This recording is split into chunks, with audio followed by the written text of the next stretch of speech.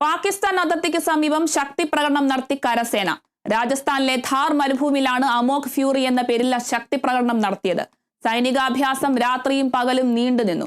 കരസേനയുടെ ഭാഗമായ സപ്തശക്തി കമാൻഡിന്റെ നേതൃത്വത്തിൽ മഹാജൻ ഫീൽഡ് ഫയറിംഗ് റേഞ്ചിലായിരുന്നു സൈനികാഭ്യാസം നടന്നത്. ടാങ്കുകൾ, ഹെലികോപ്റ്ററുകൾ, ഡ്രോണുകൾ, വെടിക്കോപ്പുകൾ മുതലായവ ശക്തി പ്രകടനത്തിന്റെ ഭാഗമായി.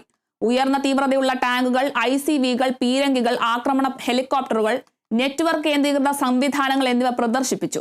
യുദ്ധതന്ത്രങ്ങളിൽ വരുന്ന പുതിയ മാറ്റങ്ങൾക്ക് അനുസൃതമായി സേനയിലെ പരിഷ്കരണങ്ങൾ കൂടി പരീക്ഷിക്കുകയായിരുന്നു ശക്തി പ്രകടനത്തിന്റെ ലക്ഷ്യം.